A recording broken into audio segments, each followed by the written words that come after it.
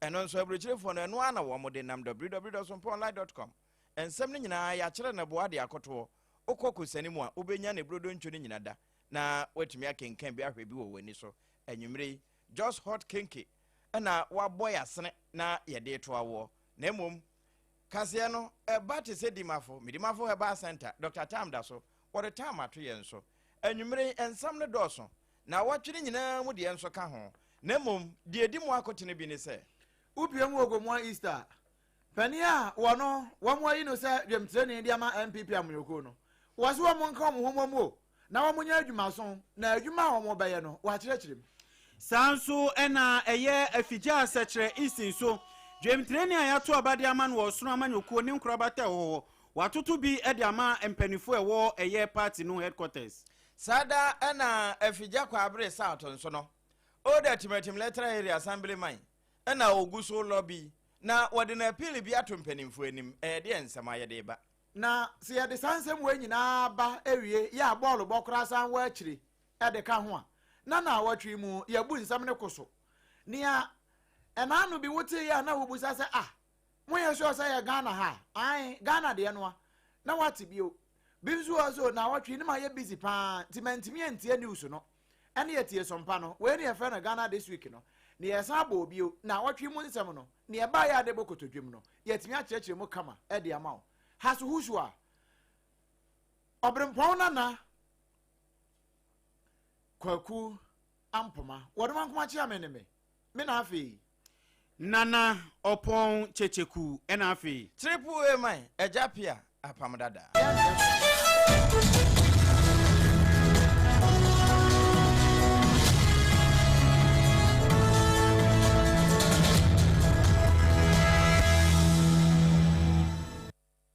afi yenshan seminase na asafo kantankan dawroma wade ye na Facebook no so YouTube no any social media ho ba bia enunti share yen na yemmo enkomo na papa yi afi kwa na wan ato abayi no ewo Gomua East Gomua na po ye ho ewo mfimfim mantamu ye Francis Mensa no ena wo ka de a kire MPP fo nyina se he bia na anu asem bia si ye obi di asha de tirimu a ja to fom na anya sai be hawo afei ade bia ehye wakoma mu no ehye obo yitu fom na emu opa na obia differences bia wo ho na obi kan ya anya ode na obi ya ubufu ye pa wo ye se me se man ninkunim pa bato okra me ntu biom da no wase mu ntu nyina ngu sansam no nyina no ntwa jantum na mo nse no na afei mu hunu se ye akoya ni mu no amoyoko ne kase na momwa na afei tumia ekita NDC fo a wo de ada Ghana fo ama se Ghana fo nu won pa so won to ba ne ma NDC no won kwaje sa tumi ni mfi won se no mo nya rescue mission emfa ma Ghana fo na jama mensa kan sem ni sei Gitina se na madame campaign team members ase na madame campaign team members ase mintimi nta obi se nana eko ayinda nana dawase wiwe abai de shewo ni monyam esanse wa bre o me ho pa Gomua is delegate ati osufe sanso da me ho kani aso ababa ni kasa ni ko kampa nya botre ma me na mitimi ko di sa duma so ko yin aba yo se na me ko ento abo na me kai no we be wa ma ye ko insesi afa no tuma pet the 5 policy and a bias. 5 policy, we my party and what so far. In NDC for 2028, then we can call you 2 minute films. Now, sir, 2028 about cry. Assembly lesson. I'm ready, sir. Sit to no Madu Assembly in a Baba Jin back. Warm up. HS 2028, about the 2 months at the so. And no Mabonia, Amama Basa, 24-hour economy, and go back to take it to go. Now, there you go. On to get your Wamoji, your one chariot. Actual video di akoma so afọ okra se nkokon de yawe o bi kra na no mo ka o so mpafo wo mo ka kra na akoko ni akura nso abo wo mo ye kopa akoko kra kira kwan ni akoche na we na ka ho we nyina just things fall apart the center cannot hold Chama Mensa no na wo kire nsem wo wie ye pe na ni awon mo to obade ma no se wo no nso ema ye wo Gomua na po ye mantamu nyina na po ye Mensinu mu no one yo munyina no one ka munyina momba akono aya ma me Yvonne Texan wono so kan kakra de to so sei Ena nyamia jo what is constituency omotimi ashemenu what is man me shop what is women's we are 2020 only change suti ye here in couple when you mama me no for ye me make sure that which me up for the hall no ma ko show me cry 2020 say to me anya couple ma enya dia ye bit me enya ya fa go die le sa suti uni apa tax and die go mo is constituency man asha me ya me ibo mo ni masa me she go mo is amen.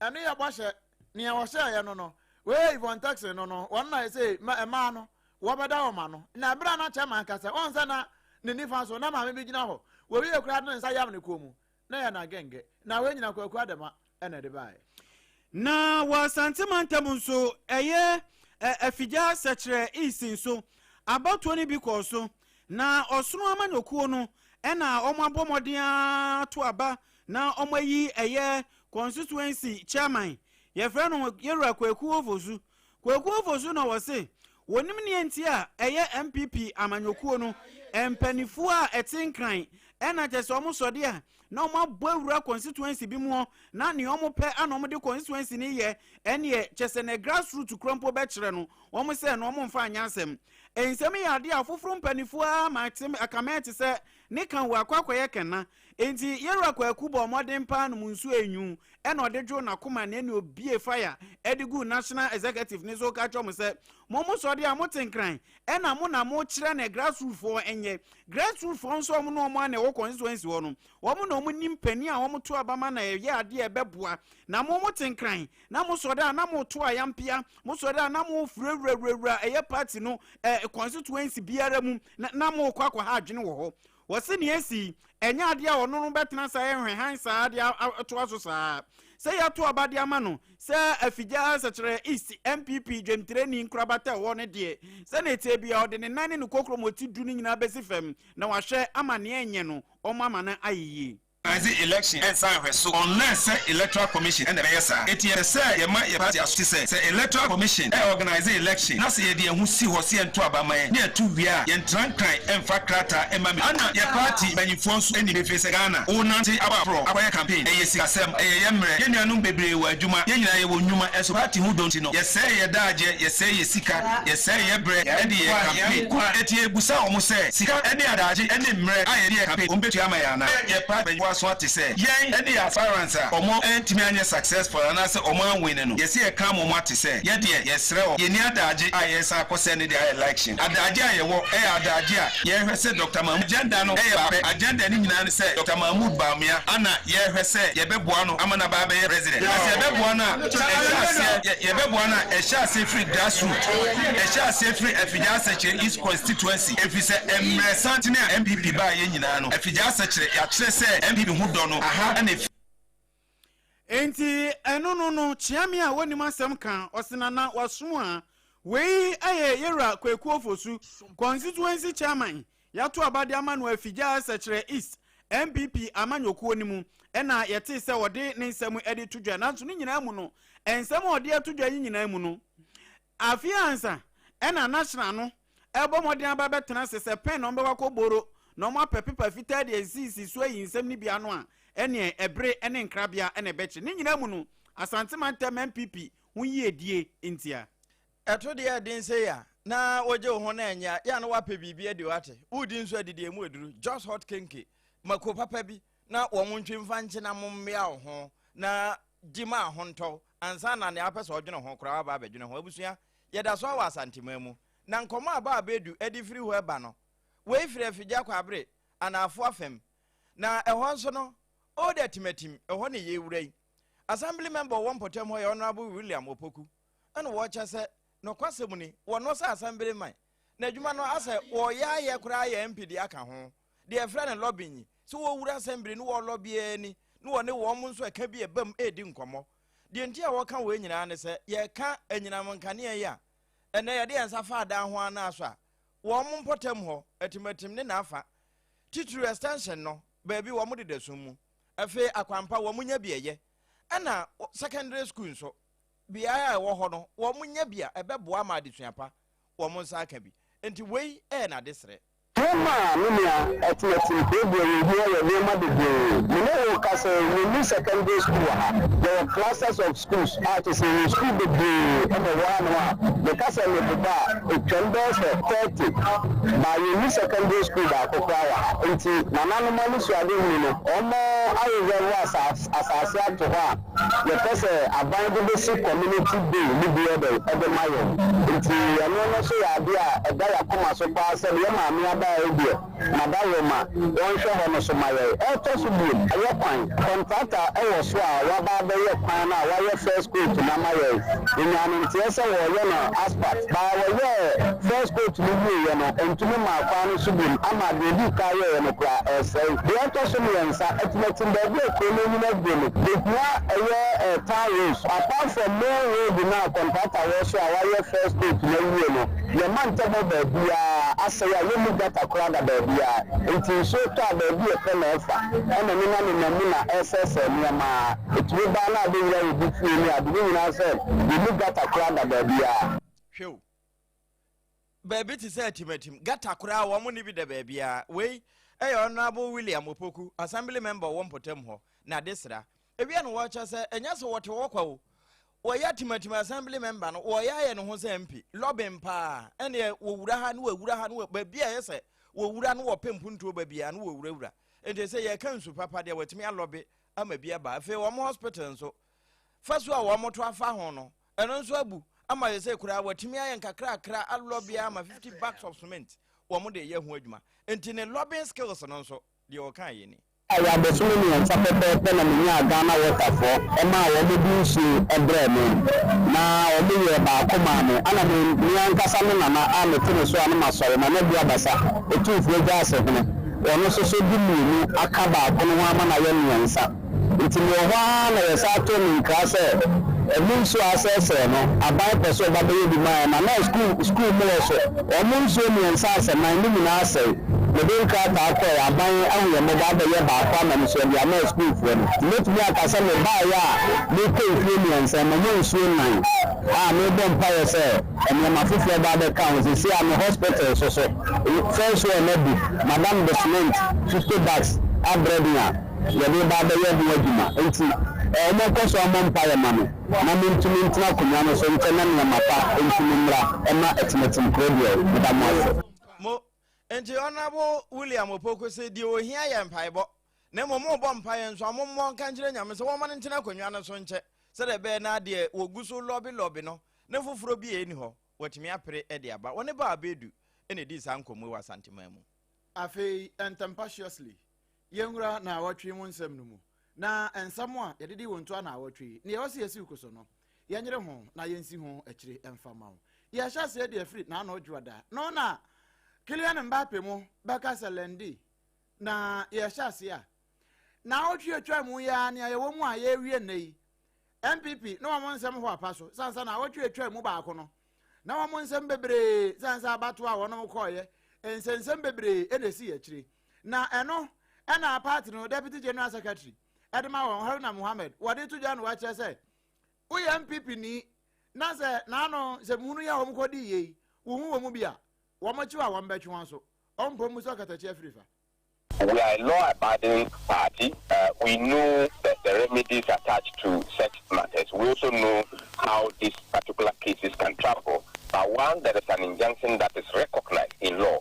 The party gave an instruction for a halt until the determination of that particular matter is made for us to proceed. It is not only Arsenal. I think that there are other constituencies that we have put on hold, some of which are court cases, some others are matters that are yet to be resolved that we have put them on hold. But on the specific court cases, the party is very instructive enough that we should put them on hold until there is a final determination. If you go to the Northeast region, the Pumpurubu constituency has been put on hold since the polling station election.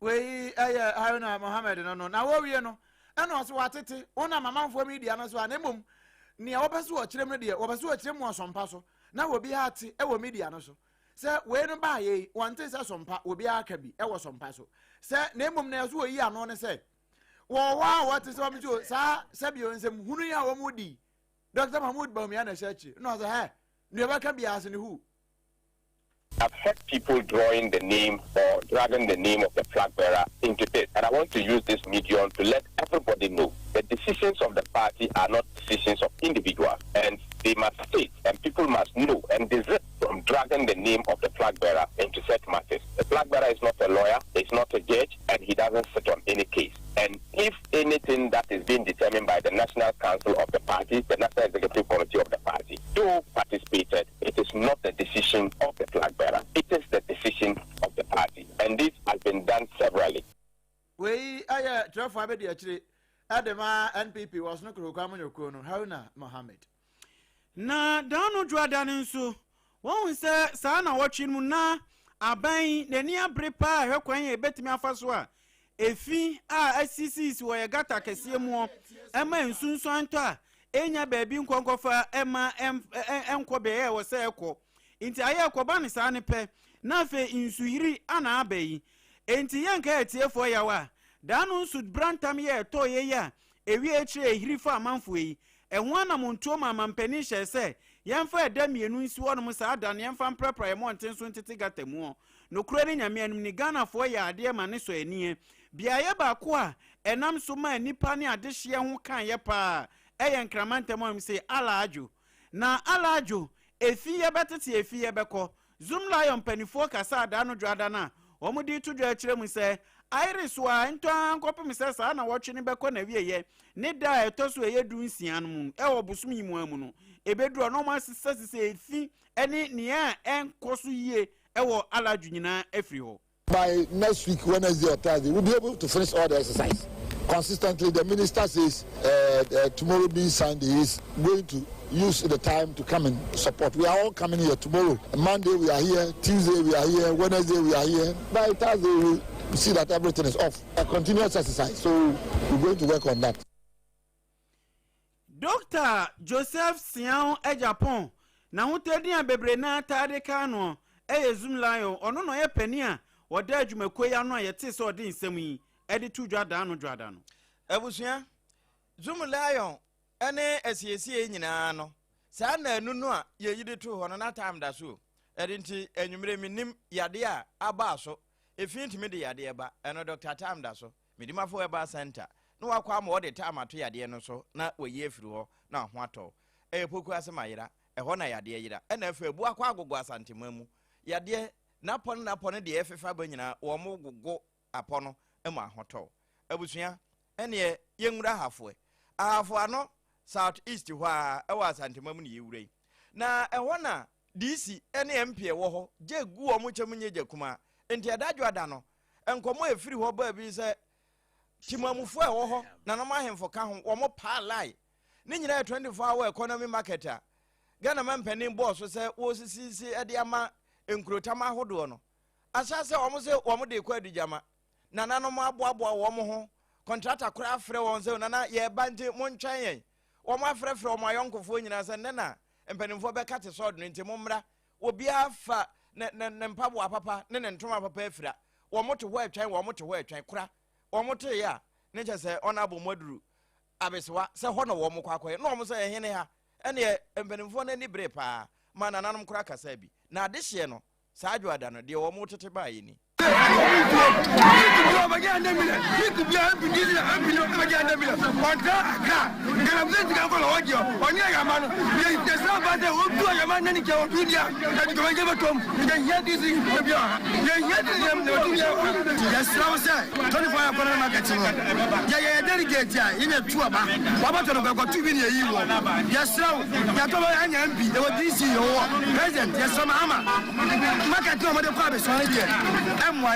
ya kabia disi lise obo ko ni ma na bibia MPC obo ko ma na bibia ya sama ama se omra no me kase bi ma on ko ni bani for mra no ma ku ya ku e ma ye let's make 4 years no je di nya kambe ya disi ya sama ama disi ni no na wa ya mtie ka wasa afano south east na hinkuro no ena ye adujama adehye wo ho 24-hour economy market ho omo se wo man kasa wo muti ho a ye be yi wo mo yibone nti Ghana man pani we de ono do mo a muntu mu nansim enche sa 2028 ebe yire pa se wo mbetimi akwa campaign e de amachine ye na yengura benadanum eno kwasikoko broni no waka ne Tuesday na enum na anu ebenada no bawa bedu mpo na ede amane boy ba yese ukopie mu ewa abu akwa agogo a mfreni mu nsampa ekoso abu akwa agogo no echenkure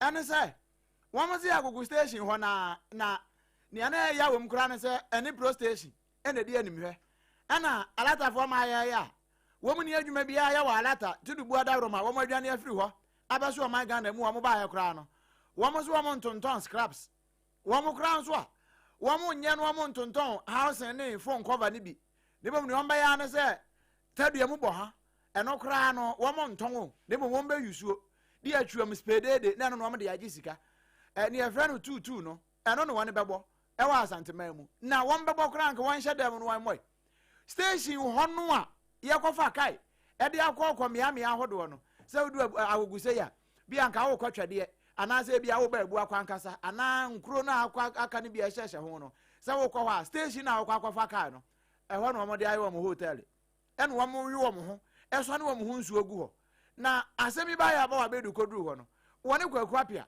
e bo nkomo se Power that terminal station and move akoko station and ye asefufu ho enemu no for everything piano on the control and tika we na so furi na hanu ma mo ne gofo ne that wo amanfo source e wo station hanu ho enemu no anu de mai pa bro me so mo de do ni jira no mo she enya sem ko pa police force ba bese ne ko ho no o mo mai ho no ma sa bia ba na so no ko din ko ma je bribe we anu me de mo ko sometimes on a private people fell into police in so say police in between be help you say why because no ko akwaje na dey so so no so mo anu so no to ko mi won mo shimu a na ho no mu bia se woni abepie so say obi dogi pa ho no ma wo kam akura ma sa ko san kura se wo fo na dey e do ma ba abebu ha no ti ba no ko no wodi obi ti na na de bla but allegation no here unsubstantiated allegation ya no ye ni ho adanse se prosifo akwajiska eno de ye nya hunu ye yenti yen ya atesem a yen ye ni ho adanse na emom wono mu a wo ho no de wo mo ane wo mo kan na we no kwakwapia ana wone ba wa bedu ebo sa nkomo na na obna da no na abina ne kwabranfo da no mu no ena ebeto odwa kire mu se enka ne special aid di mama mpani abedi akire dada Dr. Miracle Abuaji Dennis Kennedy ho we kura doctor ne da asemi na mashada ade ama ne bisa ni sanse o tie the telescope ni sen koma na chese wafata doctor ni na ebeto odwa kire mu se yokofo echi no chi omuchi ni nyina no ena ewu behia se wo se yehwe na yema ni bail enti na msumpo kura ma MPP echitafo ni bi kura mpo ko board ompem ewo yoko ho da no brada ni ye abusua pani na bra behwe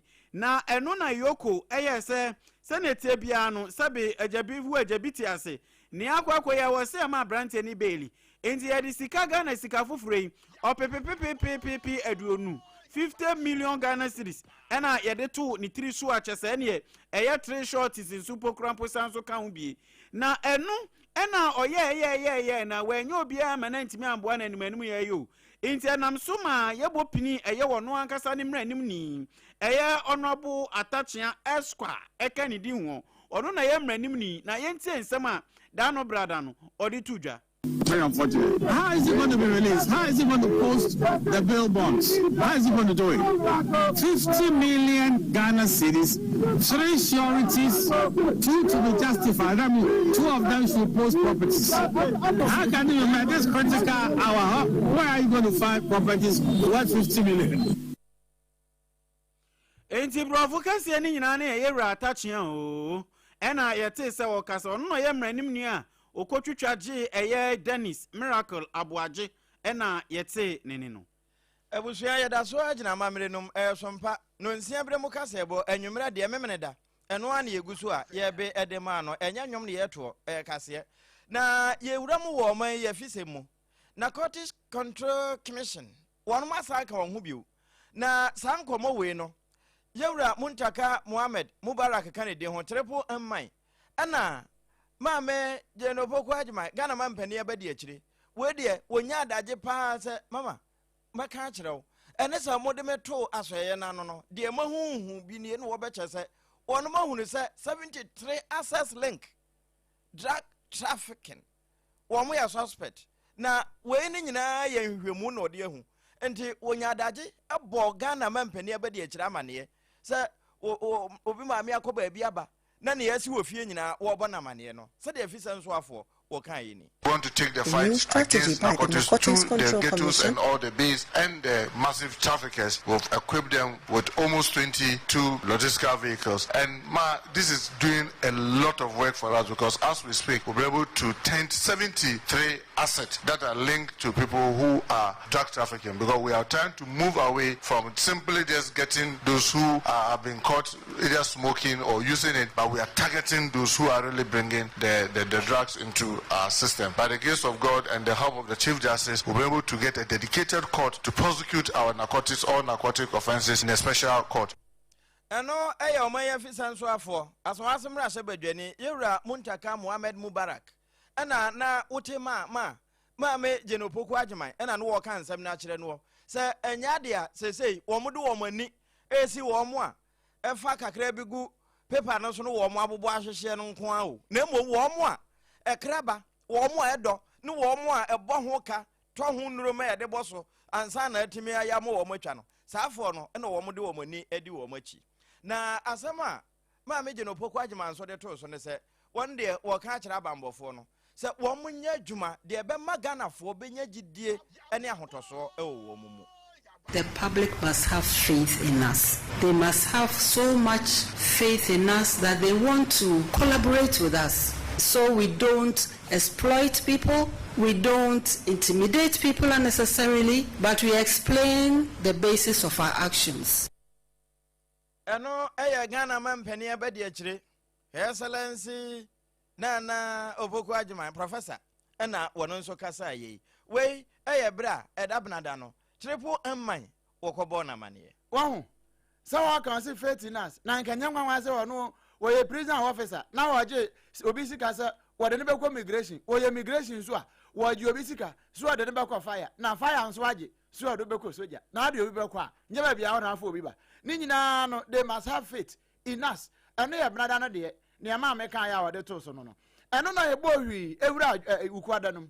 Na ukwada no obo che kwetia mbusa no obeka ama ye nwie da ni esi mra hye bedwam no wo ho ene se na no se obo no aja one ne bon komo akora ye news enti nanka Bank of Ghana governor wo ba ne mra hye bedwam na bon komo ka no mu se da bi opon de ono ye uhu kura wo de bekwasa kase enti saa de aya mo opon ni mo misantwofo ho de a munyi santwofo nyina mfiri ho ansa ne aba eno na dom kuma no wo mo eye se he for the way.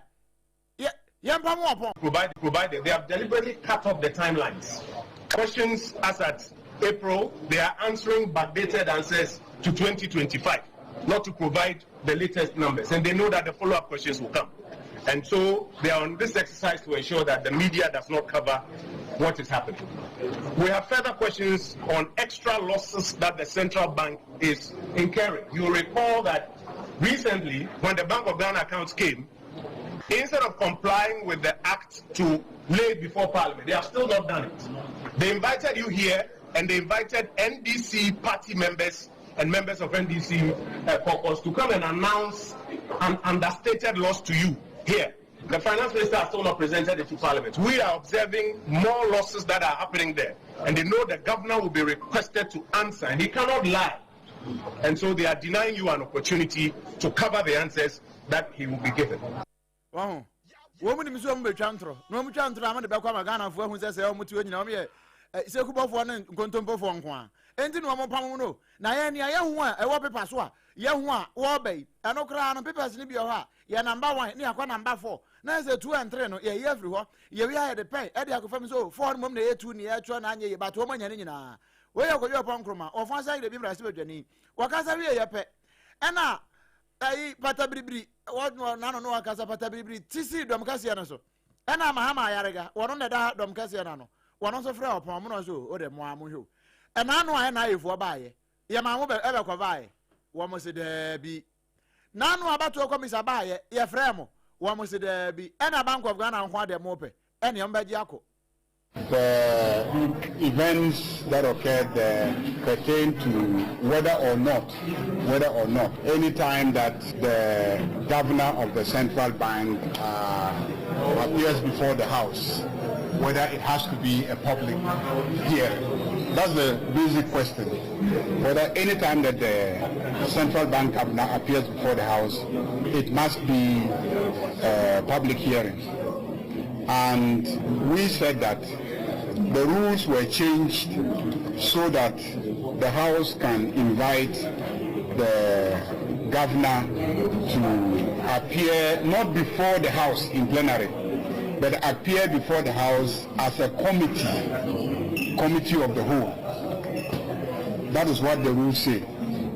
Many of you have been covering this House for so many years, and you all knew that apart from the ministers, all the other independent constitutional bodies that come, they come and appear before the committee of the whole. And you all cover this House, and you know that when the administrator of common fund comes, have we allowed you to ever cover it? I'm asking you journalists, do you cover the common fund administrator? No, sir. Do you cover the NHIA boss? No, sir. All those, and even most of the time, unless we meet and decide, when the electoral commissioner comes here, we don't cover the electoral commissioner. So the central bank governor came to answer questions posed by Kojo Nkrumah, and we said that let's do what we do for all other independent constitutional bodies, which is let us sit without the media. Wow. Enti na no NHIA for kraba ya mama. Ade na normal practice. Enti onu Kojo Nkrumah kra na ko busa question. Ene ye de omo ba so mbe ya no. We ye kokuo mu asem. Ene se wo mo pese mbe gina ho bi no mse da de kwaye nsensem so say na de munya wo mkra. Ade nde sa. Ne wakasa yi eye mahama yarega. Won na dom kase no. Wo da wo ma no. Na no wuku ada no. Wo pon na de bai. Na ede wuku ada kro na mu no. Ena yada so gina sansan panifo se ye won poano de anuamu an ye bedi agro na amane afie ya asante mantam beto opon so da no ukwada no nokro nie enya asem de eye yaw pa aposifo wo eya asante mantam to omo hugu monten so ekwaye omo special operation no wo boase na enu na nam so mo nsaka eye nipa makomako aduonu enum 25 ajese abawa kro wanya mfihie aduonum yenu ye chi no ede ne kan we sansa na ne guy ne mpena e kan eye sabe omo a ye chi wo mu ebie enu enam sa ye so e ma DCOP Joseph Nyaba e kasae e de fa chi a omachi eye sankrofo yi o kirem. The Central South Police have nabbed a violent criminal and a murder suspect. The suspect, Said Masaudu, a.k.a. Masha, 25 years, was arrested in Swing in Bongo near Bogatana in the Upper East region. The intelligence-led operation targeted at the wanted suspect also saw the arrest of the suspect's 22-year-old girlfriend from Chopiasi near Obuasi. Said Masaudu alias Masha was on the wanted list of the Obuasi police in connection with the murder of one Abdul Jabbar Suleiman on the 9th of July 2026.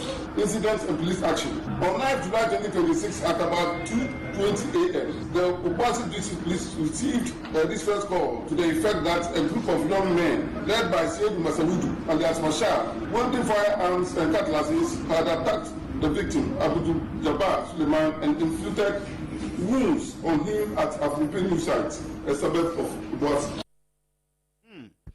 Enti we Asante South Regional Police Commander DCOP Joseph Hamom Nyaba ena yeti se ode nsemi edi tudwa dano wukwada no ene yefiri yewura Nyaba de so amayenko mfimfini mantemu na Obatampa radio kasoa ne butuo na eho enche bia na chineye amanyoku ni titinani a woda no ene mpanimfo bi be chese kwan ya wo mo fa so de radio no eye adwuma no nya som papa na wo mo som no enti sabi abrewa obedi twade a na efiri na no enti wo mo kokeka wo mpa na ewie no ye de credo kura akototum na eno na nkomo na agbo afiri akire a na no wukuada chairman ya woda chineye amanyoku na no e wo mfimfini mantemu chairman Richard Kofi Asiedu se we de ekura ni achichidie ni chopa ene wode ba ekura so waka na so wanwe.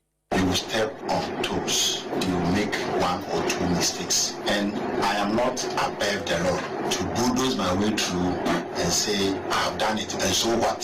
I own an FM station that has been operational for more than 11 years. And I know the tenets of the journalism constitution, how it governs it, and how we go by issues. I will not go to the points of satisfaction by the Ghana Journalist Association demanding all those. I think we have to cut this issue short by rendering an unqualified apology to that of the GJ in the media space. In fact, my mission for going to Batampa was never to disrupt their program because that is unethical and unconstitutional. It was just to engage management as to how we can judge or move ahead. But the absence of management meeting has turned chaotic and brought about some misunderstanding. As human nature, it bound to happen, and so therefore, I stand in as a leader of the region and apologize to Batampa. We chairman Richard Kofi Asiedu, and was sabu wa mumbra so, na wojina mu se chiniyama nyoko titineni, no no kra radio no wo bi. Se wo mbatu radio num kra se nya adwuma na basa na wo mu ne wo mu ani ne yi nti we de chopa ene wo de bai.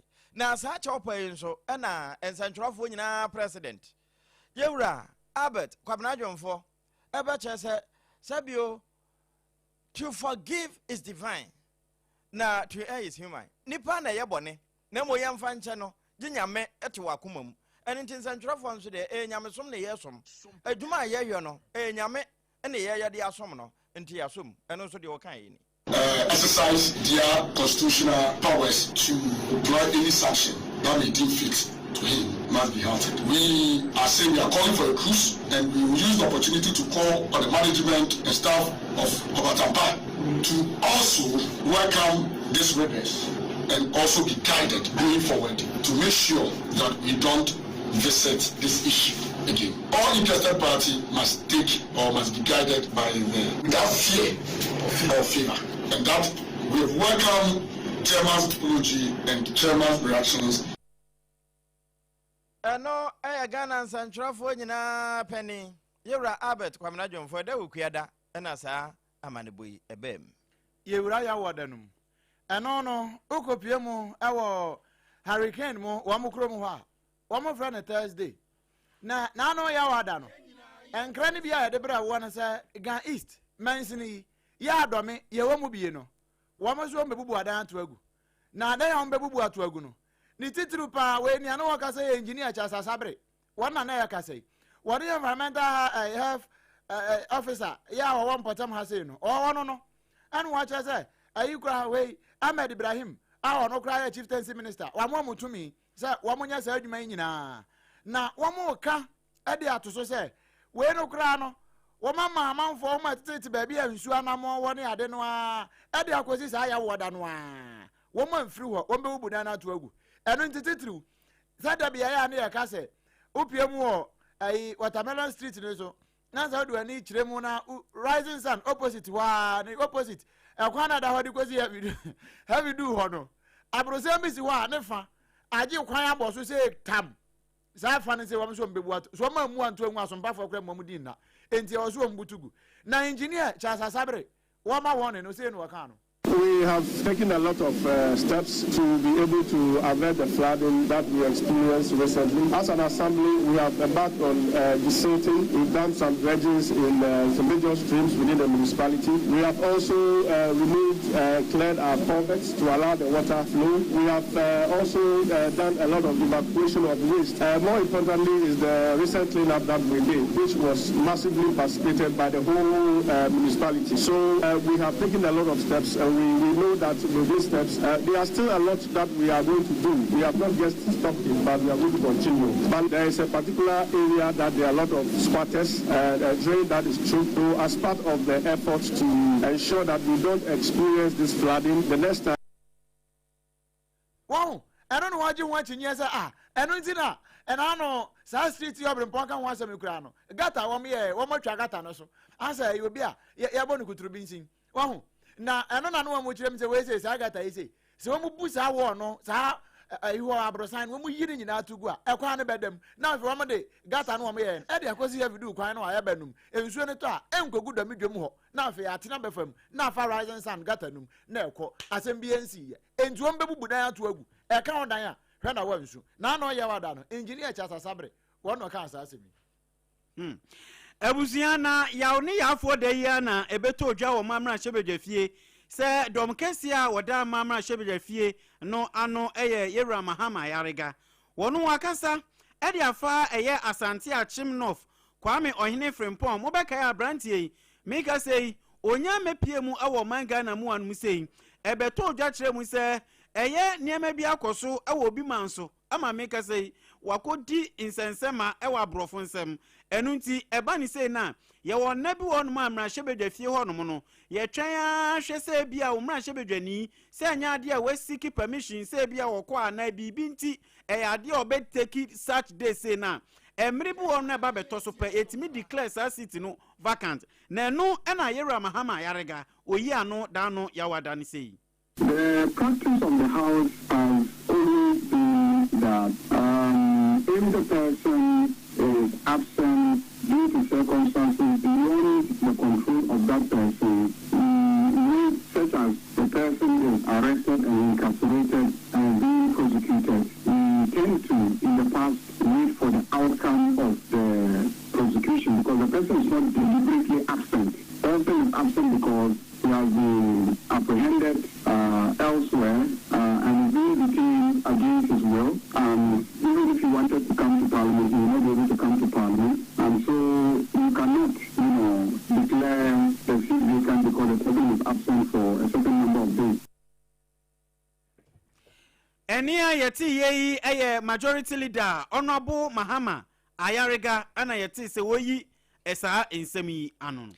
Sa ya one ya ada ya wada no. Wo mai kwato batan wo man trankran. Mfinhia wo haduonum ehho nkyerɛkyerɛ ne nkasa ho no asantemamu ne kɔso.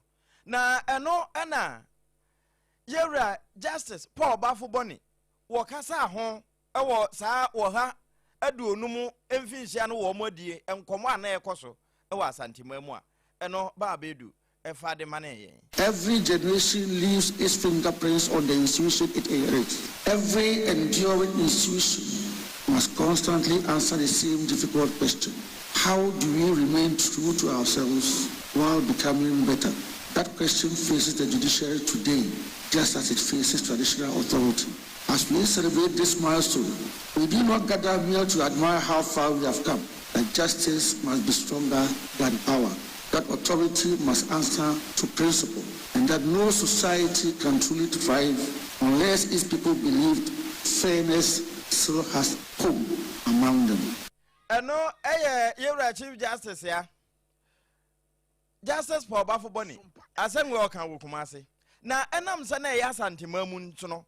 Asantemawura otumfo se to mienu kin Solomon wo penso e kasai e wo dwumadi na ase. Na wono ne dia wo de to so no. But I'm sure my Lord Chief Justice would agree with me that from Asantemamu we are not overburdening you with chieftaincy issues at the Supreme Court because we were able to resolve them here amicably and everything is fine. Sure. So your workload from Asantemamu, let us do it, and then the others were confused and settle it with the people. Sure. And yet, ladies and gentlemen, today is rightly a day of celebration. We celebrate an institution of chieftaincy that has proven resilient, adaptive, and indispensable, the custodian of land and culture. These two institutions, the palace and the courtroom, have chosen dialogue over confrontation. And no, Obubusa said, "What? Asantemamu, na no pa ne brofo, no busa kwa nse ukuro mhene wote brofo. Wei aye oha ene aduonum mfinhia o mai kwato batan na die no e hon kasa hon na mu nkyerɛkyerɛ no Asantemamu na ɛkɔ so a wote sa Asantemamu wo kasa twato no ne santi medimafo aba center wono na edima ayen ema bibia kɔ bɔkɔ inyadewa no ne yɛhyehyɛ kɔna bia so medimafo aba center sebra Dr. Time da so won fa bra time emfa nto yade no so na wontu ase ma wo se bra bu akɔ agogo ana se baby a go baby ani aban suku no de anim hwe no ana nkran ha de a poku asemayira na fe one no emedi kasubom afe just what kenke dokuru nyina mu champianta dokuru nyina mu nairi dokuru nyina mu yagbon wura dokuru nyina mu gamanche dokuru nyina mu asante hene ana dokuru nyina mu wache hene no just what kenke papa no nie bamodin pebito wa oton dokono ya se bradome commercial bank na chiri ona betu bi koton 3 Ghana cedis pa na akwa koton wo madam roman wo maso ya sene mayen simano ba akopɛ ye pensuo bi agu ye mini ma basesi a ne ye ba sama mpanin se wo befa anasefo 16000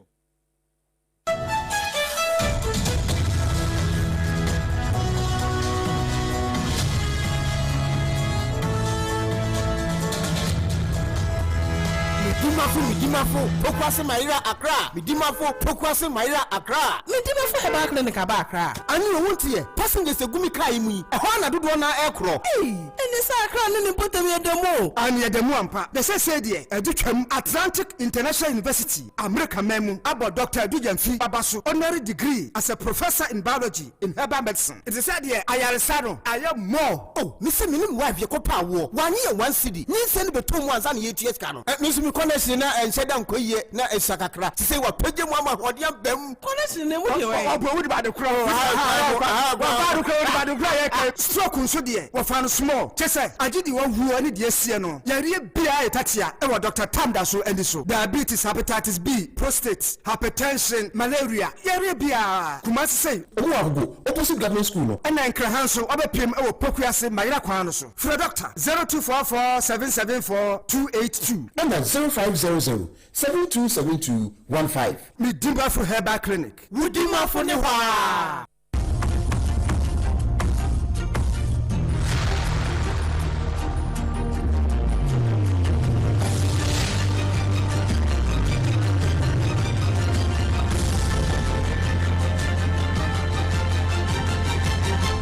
Sompa TV, Emma Aketuapa. No kwasem enyesa wobeti ase mom na emom ya Aketuapa no eno na yesa wote ase na wogie ye wie kase no e woda fiade mu enra o na enra ye wie kura no mampani mahama na wo wie ne resetting Ghana agenda no na wo wie ne ode ko fra mantem wo ase ya woda ena enra wode wie na wo wie no ena mampani se o se wobakọ na wanka apomden ho nsem a na wa amakura sabre no na free primary health care ne ya Ghana mahama case no na wo pa ho ntoma e wo ho municipal hospital ho eno ase mu ntwa makoma se ya na mo fa ntomo yam anasefo a se oba passing di mo ya motifie ene Mariam mo nyina mo wo fie ya musu se aban fam adwuma yi aban na bonitrim wawe nchen aka abo okra sande afra so oba fam akoma mpim do nsia 16000 no obeche mienu. Open the portal to absorb 16,000 nurses in 2 batches. The first batch is 8,000, the second batch is 8,000. So that by the time my daughters and sons who are waiting to complete training camp, there will be a shorter queue before they are posted. But the caveat we're giving is most of those that we're employing now, we are sending you to underserved areas. You see, when I said underserved areas, you were very quiet. And like Florence Nightingale said, she gave no excuses nor took any excuses. And so she was ready to serve in any place. Ano na mampani a chirechire mu no enti wo de mu ntwa makoma ntomo yam na wo wie ya no na kamana minta kando wo hobi nti wo ya se o miwura na nka mpani aka dada se opani dwade wie a na nka nsu asa na nsu mi ko bi manka bi de yamfa nyaman eni se amanfo aka o eka ho nipa dodo aban de wo mka o Ghana ha e wo health center ho nya bi ni e no si ahia ketua bi nipa be 13500 pe eno wam do mka nso no kra ban ya class obetua na eno se odi ehwie be ma ye ni bronya we enwie na bronya esan di anim no ye kwa akodi enu awie a wo betua. Excellency, another very important issue in the health sector is about recruitment. We inherited more than 100,000 health professionals who have been trained and they are at home. We inherited a situation where the former administration had recruited about 13,500 health professionals without any financial provisions. As I speak to you now, we have all of them, all the 13,500 on the payroll, and we are paying their arrears. At the end of next year, we'll finish paying all the arrears.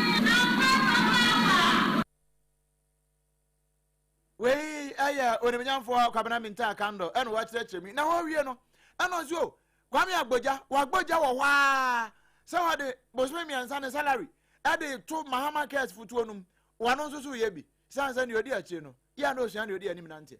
Since my brother has pledged 3 months. Ne mpensan so bio na enum na eye abrante ba ko ye Ghana ni na ye frɛ no Ganiwu Alhassan wono na okɔ Supreme Court sɛ openchiremu bi ɛwɔ article 66 clause 2 no mu eye ne kasafa amamra a ɛkyekyere ɔman Ghana afi apema hankoro do okrum yenu 1992 constitution mu no wɔso openchiremu ɛde afa mampani dibre sɛ ye pa mampani a pen dodoɔ ne na dodoɔ wɔ sɛ wodie ɛne afenso ɛho hyehyɛmu wɔso openchiremu ɛwɔ saa clause wɔ na ɛno anenam so ama mampani His Excellency John Kwame Dramani Mahama kosi sudua kyerɛ mu sɛ lamasa baba NTA na je sɛ nya ade a mbɛpene sɛ emra so empemiensa no enya ade a obɛkɔ. The people of Ghana gave me a mandate for 1 term, and I am working hard to meet the promises I made them. And so I always tell my ministers, I say, let's number our days so that we can work harder to meet the promises we made the Ghanaian people. I know that people have gone to the Supreme Court seeking interpretation of the clause that governs the tenure of the president.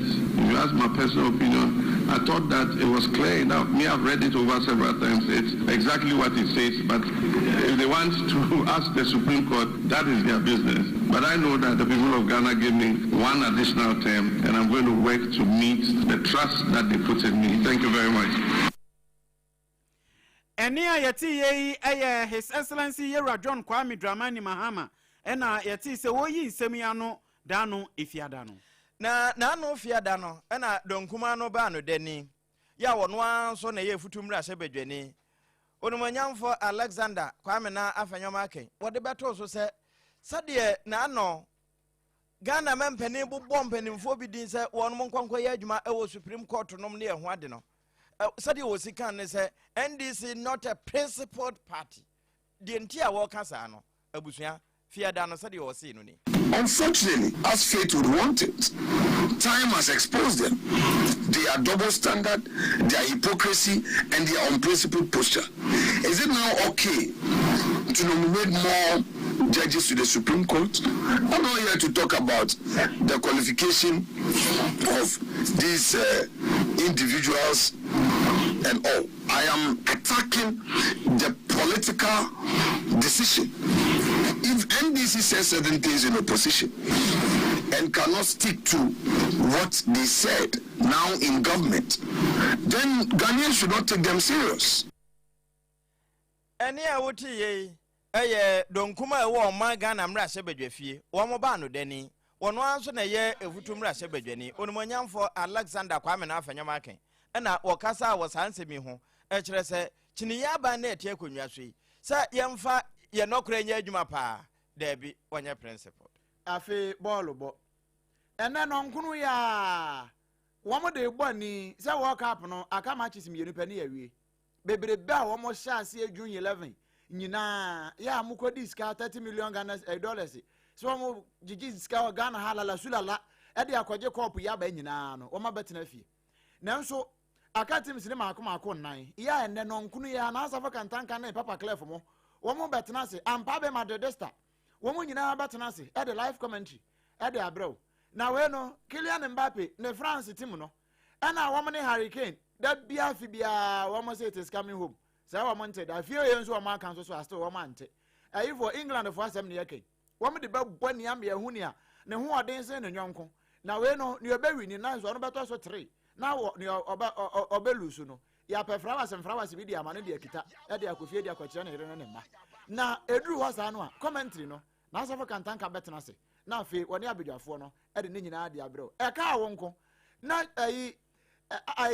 Bellingham any Harry Kane mo wo ma to so 3 ana se Kylian Mbappe any wo mo aka no Konate mo wo mo nto so 3 ana eno ya sembisa ubeduru Ghana hanso a Jordan ayu ni nua no abedi Kwame ayu ne ba no wo se kwato ekreku wo betu na free GF ho wapasu obetu no say president enti wano Jordan you wa betu kwatu ekreku e dey free ho de da you no de da you say emfa ho ne yetoro kan ne bra ne nua keto anoko boye no wono wa ba betu kwatu ekreku e dey free GF ho na wa ba be di president e wa GF we ni agudi ho nsem kakra ena memene de ya memene ne nyina na nso ya anda ne ye de brewo na Sarfo kantanka na de ko Facebook ne so bra medimafo ba center ene just what kenke edima ayen no na ye wo Sompa nkrobata ne nyina so wiase afa na nyina wo breko aye ka France asemi Adam for radio ebutu France waje amu hu se se kwatu okreku se na adwuma no is on the line because they die you e be je free nsem no wo mu nyina age faaye nanso kingdom e de nsem no nyina kwa ahema mu 106.1 ena afi ye de niam no nyina kopie mu e wo mani masase pa so e ma do ma FM 100.7 so e fa bie men at work has Hushua waduma nkoma chia me obrempon na kwaku ampoma mene nana opon checheku ena